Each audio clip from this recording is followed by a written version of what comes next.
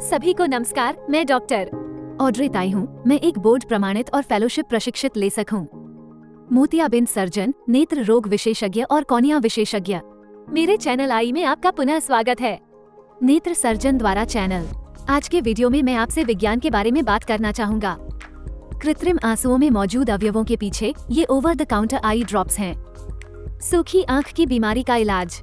यह वीडियो आपको अलग अलग सूखे के बीच के अंतर को समझने में मदद करेगा। आई ड्रॉप सामग्री और आपको कृत्रिम आंसू चुनने में मदद करेगी जो आपके लिए सबसे अच्छा काम करते हैं। आप नेविगेशन पर क्लिक करके सामग्री की विभिन्न श्रेणियों पर नेविगेट कर सकते हैं। नीचे बार। यदि आप सीधे मेरी पसंदीदा कृत्रिम आंसुओं की सूची में शामिल होना चाहते हैं। सूखी आंखों की बीमारी का इलाज करते समय आप कृत्रिम आंसुओं के मेरे शीर्ष 5 विकल्पों पर मेरा वीडियो देख सकते हैं। या यदि आप अवयवों के पीछे के विज्ञान के बारे में अधिक जानना चाहेंगे, विभिन्न कृत्रिम आंसुओं के बारे में और मैं कुछ कृत्रिम आंसुओं की अनुशंसा क्यों करूंगा। दूसरों पर आंसू। यहाँ मेरे साथ रहो और हम इस वीडियो में उस पर चर्चा करेंगे। मैंने नीचे दिए गए विवरण में अपने पसंदीदा कृत्रिम आंसुओं के लिंक भी सूचीबद्ध किए हैं। मेरे अभ्यास के बारे में अधिक जानने के लिए आप मुझे फेसबुक और लिंक्डइन @drAudrey पर फॉलो कर सकते हैं। और अगर आपने इस वीडियो से कुछ नया सीखा है तो इस वीडियो को लाइक और शेयर करना ना भूलें।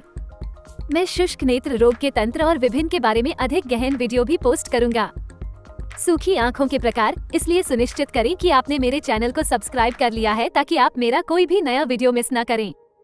सक्रिय तत्व कसैले। बिना किसी देरी के आइए कृत्रिम आंसुओं में मौजूद तत्वों के बारे में बात करते हैं। कृत्रिम आंसुओं के अवयवों को 3 समूहों में वर्गीकृत किया जा सकता है: सक्रिय सामग्री, निष्क्रिय सामग्री और संरक्षक। सक्रिय तत्व वे एजेंट हैं जिन्हें FDA द्वारा उपयोग के लिए अनुमोदित किया गया है। आंखों को चिकनाई प्रदान करने के लिए कृत्रिम आंसुओं में 3 मुख्य श्रेणियां हैं। कृत्रिम आंसुओं में सक्रिय तत्व, कसैले, शामक और वातकारक। सबसे अधिक इस्तेमाल किया जाने वाला नेत्र कसला जिंक सल्फेट है। सूखी आंख के 2 सामान्य ब्रांड। जिन बूंदों में जिंक सल्फेट होता है वे प्रतिष्ठित उपभोक्ता स्वास्थ्य देखभाल द्वारा बनाई गई स्पष्ट आंखें हैं और VISINE जॉनसन एंड जॉनसन द्वारा बनाया गया है। जिंक सल्फेट जलन और खुजली की अनुभूति को कम करने में मदद कर सकता है। आंख की सतह पर बलगम को कम करके हवा में प्रदूषकों के संपर्क से, इसलिए यह एलर्जी के कुछ लक्षणों को कम करने में मदद कर सकता है, लेकिन जिंक सल्फेट इसमें बहुत प्रभावी नहीं है। अन्य सक्रिय अवयवों की तुलना में आंख को चिकनाई देना, इसलिए ये शीर्ष घटक नहीं है। कृत्रिम आंसू जिनकी मैं अपने रोगियों को सूखी आंख की बीमारी के इलाज के लिए अनुशंसा करूंगा। सक्रिय तत्व शामक। सक्रिय अवयवों के दूसरे समूह को डिमोल्सेंट कहा जाता है। कृत्रिम आंसुओं में यह मुख्य घटक है जो इसकी स्थिरता और मोटाई निर्धारित करता है। बूंद। डिमोल्सेंट आमतौर पर म्यूकोप्रोटेक्टिव एजेंट होते हैं। वे सूजन और जलन को कम करते हैं। आंखों की श्लेष्मा झिल्ली और आंख की सतह को चिकना करने के लिए नमी को बनाए रखती है। वे आंसू फिल्म की जलीय और श्लेष्म दोनों परतों पर कार्य करते हैं। कुछ हैं। कृत्रिम आंसुओं के विभिन्न ब्रांडों द्वारा उपयोग किए जाने वाले सामान्य डिमोल्सेंट: कार्बोक्सिमेथाइल सेलुलोज सोडियम CMC, अलेजन द्वारा निर्मित रिफ्रेश ब्रांड कृत्रिम आंसुओं में उपयोग किया जाने वाला मुख्य डिमोल्सेंट है। एल्कॉन द्वारा बनाए गए कृत्रिम आंसुओं के सिस्टेन ब्रांड में आमतौर पर पॉलीइथाइलिन ग्लाइकोल होता है या प्रोपिलीन ग्लाइकोल उनके शामक के रूप में। आमतौर पर इस्तेमाल किया जाने वाला दूसरा डिमोल्सेंट एजेंट हाइड्रोक्सीप्रोपाइल है। मिथाइल सेलुलोज HPMC, यह एल्कॉन द्वारा बनाए गए जेंटिल ब्रांड के कृत्रिम आंसुओं में इस्तेमाल किया जाने वाला डिमोल्सेंट है। CMC जैसे डिमोल्सेंट की सांद्रता में भिन्नता स्थिरता और को प्रभावित करती है। कृत्रिम आंसुओं की चिपचिपाहट। उदाहरण के लिए रिफ्रेश ऑप्टिव जेल ड्रॉप में 1.0% CMC होता है, जो नियमित रिफ्रेश ऑप्टिव आई ड्रॉप में CMC की सांद्रता 2 गुनी है। इससे जेल गिर सकता है। लंबे समय तक चलने वाला चिकनाई प्रभाव प्रदान करने के लिए, हालांकि शांतिकारक की उच्च सांद्रता। इसके इस्तेमाल से कृत्रिम आंसुओं की मोटाई बढ़ जाती है। इसके लिए अधिक ब्लिंकिंग कार्रवाई की आवश्यकता होगी पलक द्वारा आंख की सतह पर डिमोल्सेंट पॉलीमर फैलाने के लिए। इसलिए यदि आप एक जेल आई ड्रॉप का उपयोग करें, आप देखेंगे कि इसे साफ होने में थोड़ा अधिक समय लगता है और अधिक पलकें झपकती हैं। आई ड्रॉप डालने के बाद आपकी दृष्टि। सक्रिय अवयवों की तीसरी श्रेणी। सक्रिय तत्व इमोलियंस शमनकारी है। एमोलियंट आमतौर पर एक वसा या तेल होता है जो लंबे समय तक चलने वाला चिकनाई प्रभाव प्रदान करता है। और जिन आई ड्रॉप्स में एमोलियंस होते हैं वे अधिक गाढ़े होते हैं और साफ होने में अधिक समय लेते हैं। तो तरल। कृत्रिम आंसुओं के फॉर्मुलेशन में आमतौर पर बड़ी मात्रा में एमोलियंस नहीं होते हैं। उदाहरण के लिए, खनिज तेल आमतौर पर इस्तेमाल किया जाने वाला एक एमोलिएंट है और इसका उद्देश्य लिपिड परत को बदलना और गाढ़ा करना है। आंसुओं की स्थिरता में सुधार करने और आंसुओं के वाष्पीकरण को धीमा करने के लिए आंसू फिल्म। आमतौर पर इमोलिएंट्स कृत्रिम आंसुओं के मलहम फॉर्मुलेशन में पाए जाते हैं, जैसे कि रिफ्रेश पीएम और सिस्टेन रात्रिकालीन नेत्र मलहम। ये फॉर्मुलेशन और भी हैं। अक्सर सोने से पहले उपयोग किया जाता है और मध्यम से गंभीर शुष्क नेत्र रोग के लिए आरक्षित है। कृत्रिम आंसुओं के कुछ नए तरल फॉर्मुलेशन जो आंसू फिल्म की सभी 3 परतों को लक्षित करते हैं। लिपिड परत सहित अक्सर थोड़ी मात्रा में एमोलिएंट होता है, आंख को लंबे समय तक चलने वाला चिकनाई प्रभाव प्रदान करने के लिए। कृत्रिम आंसू जिनमें एमोलिएंट्स होते हैं थोड़े मोटे होते हैं, इसलिए ड्रॉप डालने के बाद सुनिश्चित करें कि आप आई ड्रॉप को आंख की सतह पर फैलाने के लिए कुछ बार पलकें झपकाएं। आप देख सकते हैं कि दृष्टि थोड़ी धुंधली है और आपकी दृष्टि को स्पष्ट होने में कुछ झपकियां लग सकती हैं। मैंने उनमें से कुछ नए उदाहरणों के लिंक शामिल किए हैं। नीचे दिए गए विवरण में कृत्रिम आंसुओं का निर्माण। निष्क्रिय तत्व। अब आप कृत्रिम आंसुओं में सक्रिय तत्वों और अगली मुख्य श्रेणी के बारे में जान गए हैं। अवयवों में निष्क्रिय तत्व हैं, जैसे सोर्बिटोल और सोडियम हाइलुरोनेट। सोडियम हाइलुरोनेट कृत्रिम आंसुओं में सबसे अधिक इस्तेमाल होने वाले निष्क्रिय तत्वों में से एक है। आंख की सतह को अतिरिक्त चिकनाई प्रदान करने के लिए सोडियम हाइलुरोनेट का व्युत्पन्न है हाइलुरोनिक एसिड और यह हाइपोऑस्मोटिक है। इसका मतलब ये है कि यह वास्तव में ऑस्मोलैरिटी को कम कर सकता है। आंसुओं का यह आंख द्वारा प्राकृतिक रूप से तब बनता है जब आंख की सतह को क्षति पहुंचती है और यह कॉर्निया की उपकला परत पर क्षतिग्रस्त कोशिकाओं की मरम्मत में मदद करता है, जो कॉर्निया की सबसे बाहरी परत है। यह आंख की सतह पर सूजन को भी कम करता है। सोडियम हाइलुरोनेट में ग्लिसरीन की तुलना में बेहतर ऑस्मोलैरिटी कम करने वाले गुण होते हैं। कृत्रिम आंसुओं के कुछ उदाहरण जिनमें सोडियम हाइलुरोनेट होता है, सिस्टेन पूर्ण रूप से निर्मित होते हैं, एल्कॉन द्वारा, रिफ्रेश रिलीवा अलोजेन द्वारा निर्मित और ब्लिंक कृत्रिम आंसू जॉनसन एंड जॉनसन द्वारा निर्मित।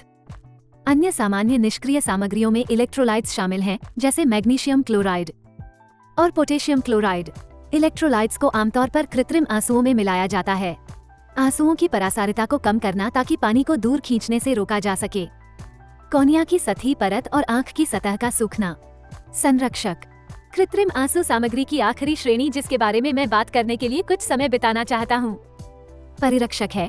कृत्रिम आंसुओं में प्रयुक्त सभी परिरक्षक कुछ हद तक विषैले होते हैं, आंख की सतह पर अलग अलग डिग्री तक। इसलिए मैं अपने मरीजों को सलाह देता हूँ, जब भी संभव हो परिरक्षक मुक्त कृत्रिम आंसुओं का उपयोग करें। हालांकि परिरक्षक मुक्त कृत्रिम आंसू आमतौर पर एकल उपयोग शीशियों में पैक किए जाते हैं और वे अधिक महंगे और असुविधाजनक होते हैं जब इसकी तुलना मल्टीडोज बोतलों में पैक किए गए कृत्रिम आंसुओं से की जाती है। परिरक्षक एक भूमिका निभाते हैं। मल्टीडोज बोतलों में संग्रहित आई ड्रॉप्स के प्रदूषण को रोकने में महत्वपूर्ण भूमिका। बैक्टीरिया, कवक और अन्य संदूषक संभावित रूप से आंख की सतह पर संक्रमण का कारण बन सकते हैं। सभी परिरक्षकों में आंख की सतह पर विषाक्तता का स्तर समान नहीं होता है, कुछ दूसरों की तुलना में अधिक विषैले होते हैं। आओ हम इसे नजदीक से देखें कि 3 मुख्य प्रकार हैं। कृत्रिम आंसुओं में प्रयुक्त संरक्षक, डिटर्जेंट प्रकार, ऑक्सीडेटिव प्रकार और आयनिक बफरिंग सिस्टम। डिटर्जेंट प्रकार का परिरक्षक आंख की सतह के लिए सबसे जहरीला होता है। सबसे अधिक उपयोग किए जाने वाले डिटर्जेंट परिरक्षकों में से एक बैक है, जो बेंजालकोनियम का संक्षिप्त रूप है। क्लोराइड, यह एक सामान्य परिरक्षक है जिसका उपयोग कई अलग अलग प्रकार की दवाइयों में किया जाता है, जैसे कि एंटीबायोटिक आई ड्रॉप्स और ग्लूकोमा आई ड्रॉप्स। ये बैक्टीरिया को नष्ट करके मार देता है। बैक्टीरिया की कोशिका झिल्ली पर मौजूद लिपिड बैक युक्त कृत्रिम आंसुओं के कुछ उदाहरण। विसाइन सूखी आंखों से राहत और साफ आंखों की लालिमा से राहत के साथ साथ लंबे समय तक चलने वाले कृत्रिम आराम भी हैं। बॉश और लोम्ब द्वारा आंसू। पॉलीक्वाड एक अन्य आमतौर पर इस्तेमाल किया जाने वाला डिटर्जेंट प्रकार का परिरक्षक है। बैक से लिया गया है। यह अद्वितीय है क्योंकि यह बैक्टीरिया कोशिकाओं के अलावा उपकला कोशिकाओं को भी आकर्षित कर सकता है। कॉर्निया की सतह इसे प्रतिकर्षित करती है, इसलिए ये बैक की तुलना में बेहतर सहनशील और कम विषाक्त है। पॉलीक्वाड कृत्रिम आंसुओं के सिस्टेन परिवार में उपयोग किया जाने वाला परिरक्षक है। ऑक्सीडेटिव, डिटर्जेंट परिरक्षकों की तुलना में परिरक्षक आंखों की सतह के लिए कम विषैले होते हैं। प्यूराइट रिफ्रेश परिवार में उपयोग किए जाने वाले स्थिर ऑक्सीक्लोरो कॉम्प्लेक्स परिरक्षक का ब्रांड नाम है। कृत्रिम आंसुओं का यह एक ऑक्सीडेटिव प्रकार का परिरक्षक है जो प्रकाश के संपर्क में आने पर ये पानी, ऑक्सीजन, सोडियम और क्लोरीन मुक्त कणों में विघटित हो जाता है। ये बैक्टीरिया को मारता है। जीवाणु प्रोटीन संश्लेषण में हस्तक्षेप करके। अन्य प्रकार के ऑक्सीडेटिव परिरक्षक हैं कृत्रिम आंसुओं के अन्य ब्रांडों में। उदाहरण के लिए सोडियम पेर्बोरेट, जिसे जेनेक्वा के नाम से भी जाना जाता है, का उपयोग किया जाता है। जेंटिल ब्रांड के कृत्रिम आंसू और डिक्वेस्ट का उपयोग थेरा आंसू ब्रांड के कृत्रिम आंसू में किया जाता है। ऑक्यूप्यो एक अन्य प्रकार का ऑक्सीडेटिव परिरक्षक है जो प्यूराइट के समान है और इसका उपयोग ब्लिंक ब्रांड कृत्रिम आंसुओं में किया जाता है। अब आप कृत्रिम आंसू के बारे में सब कुछ जान गए हैं।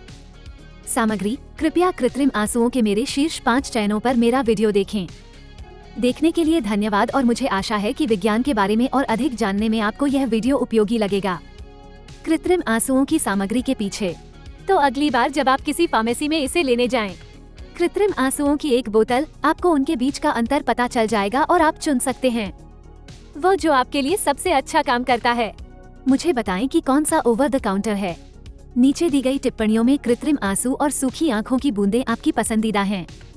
यदि आपको यह वीडियो उपयोगी लगे तो कृपया इस वीडियो को लाइक, शेयर करना न भूलें और आंखों के स्वास्थ्य और आंखों की सर्जरी के बारे में आपके लिए और अधिक वीडियो लाने में मेरी मदद करने के लिए मेरे चैनल को सब्सक्राइब करें।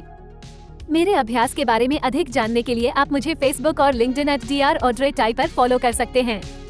देखने के लिए फिर से धन्यवाद और मैं आपको अगली वीडियो में देखूंगा।